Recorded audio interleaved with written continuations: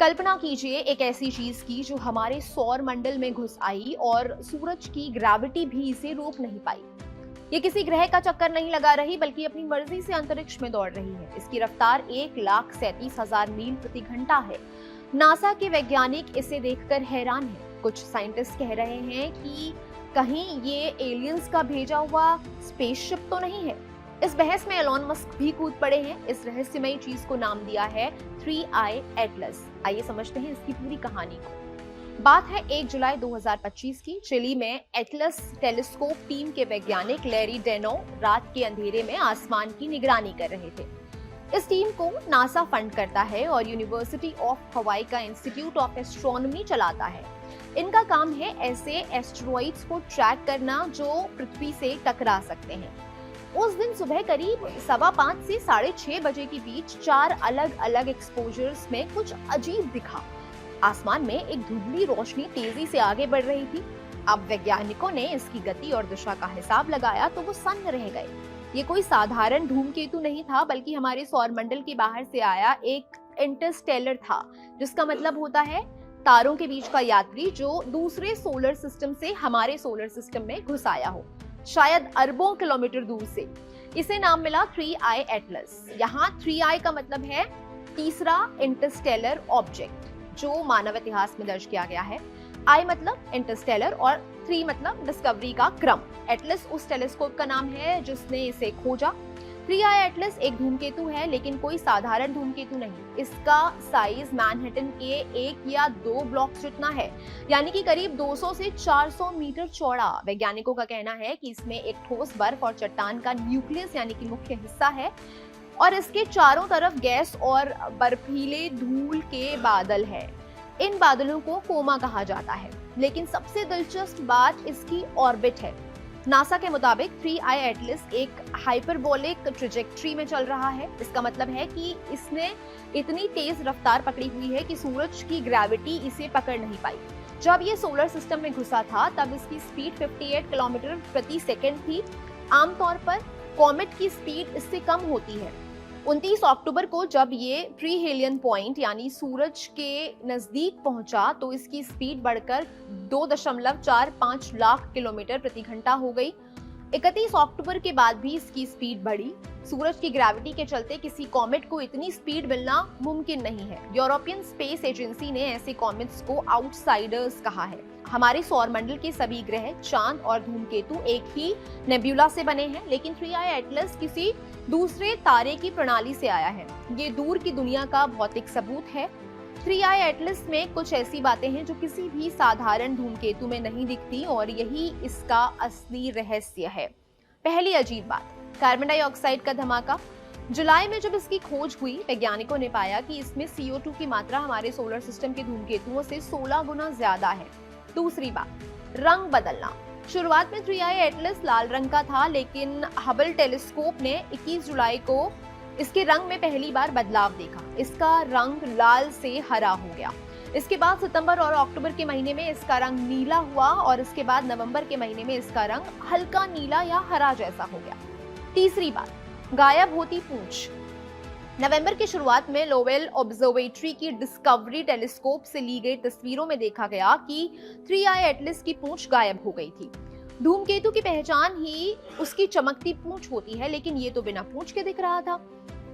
चौथी अजीब बात, नॉन ग्रेविटेशनल एक्सेलरेशन। सबसे बड़ा रहस्य ये है कि 3I एटलस अपनी स्पीड खुद बढ़ा रहा है। जब ये सूरज से दूर जा रहा था तो नई ऑब्जर्वेशंस में पता चला कि इसकी रफ्तार अप्रत्याशित रूप से बढ़ रही है। वैज्ञानिकों का कहना है कि सोलर एनकाउंटर के दौरान इसने काफी मास खो दिया है, जिससे नॉन ग्रेविटेशनल बूस्ट मिला। लेकिन कुछ एक्सपर्ट सोच रहे हैं कि कहीं ये कोई अलौकिक प्रणोदन प्रणाली तो नहीं। अब बात करते हैं सबसे विवादास्पद थ्योरी की। हार्वर्ड यूनिवर्सिटी के मशहूर खगोल वैज्ञानिक और गैलीलियो प्रोजेक्ट के फाउंडर एवी ने 3I एटलस में 10 एनोमलीज यानी कि विसंगतियां गिनाई हैं। उनका कहना है कि ये एक नेचुरल कॉमेट की तुलना में बेहद अलग व्यवहार कर रहा है। इसकी ट्रैजेक्टरी, कंपोजिशन, एक्सेलरेशन, रंग बदलना सब कुछ सामान्य से हटकर है। लोएब ने अपने आर्टिकल में लिखा है कि 3i एटलस सबसे ज्यादा संभावना प्राकृतिक मूल का धूमकेतु है, लेकिन एलियन टेक्नोलॉजी की संभावना को पूरी तरह खारिज नहीं किया जा सकता। उन्होंने कहा कि एलियन टेक्नोलॉजी के इम्प्लीकेशंस बहुत बड़े होंगे और हमें इस संभावना को गंभीरता से लेना चाहिए। लोएब ने ये भी कहा कि दुनिया को इस संभावित एलियन थ्रेट को नजरअंदाज नहीं करना चाहिए। उन्होंने अक्टूबर 7, 2023 के हमास हमले का उदाहरण देते हुए कहा कि इजरायली इंटेलिजेंस को डेटा में संकेत मिले थे, लेकिन उन्होंने विसंगतियों को नजरअंदाज कर दिया। उनका तर्क है कि वैज्ञानिकों को भी ऐसा नहीं करना चाहिए। 20 से 25 दिसंबर के आसपास जब 3i एटलस पृथ्वी के सबसे करीब आएगा, तब और ऑब्जर्वेशन से इसकी असली प्रकृति का पता चल सकता है। हालांकि उस वक्त भी पृथ्वी से इसकी दूरी 16.7 करोड़ मील होगी। इस पूरी बहस में एलॉन मस्क की भी एंट्री हो गई है। जो रोगन के पॉडकास्ट में मस्क ने इस पर चर्चा की। उन्होंने कहा कि एक बात मैं साफ कर दूं कि अगर मुझे एलियंस के बारे में कुछ पता चले तो मैं आपके शो पर आकर बताऊंगा। मैं कभी सुसाइड नहीं करूंगा। कैमरा गाइज, ये याद रखना। जब जो रोगन ने एवी लोएब की थ्योरी और 3i एटलस की मिनरल कॉम्पोजिशन पर बात की, तो मस्क ने मजाकिया अंदाज में कहा कि देखो, बहुत सारे कॉमेट्स और एस्टेरॉइड्स निकल से बने होते हैं। हालांकि इसका मतलब ये नहीं कि ये स्पेसशिप नहीं हो सकता, पर पूरा निकल से बना स्पेसशिप बनाना तो बहुत भारी होगा। दरअसल निकल चांदी जैसी सफेद, कठोर और चुंबकीय धातु है। पृथ्वी पर कई ऐसी जगहें हैं जहां निकल रिच मेटेओराइट्स गिरे थे, वहां निकल की माइनिंग होती है।